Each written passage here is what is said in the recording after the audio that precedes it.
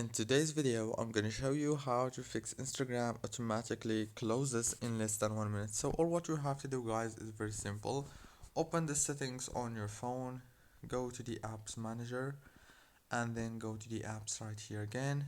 Wait a few seconds, it will start loading. Now all what you have to do is just scroll like this until you find Instagram. Click on it. Now this is the app information page. Click on the power usage details. It will take you to this page right here, or what you have to do is click on the power consumption alert, disable it and enable it again. Go to the app launch option, click on it and turn this option off like this.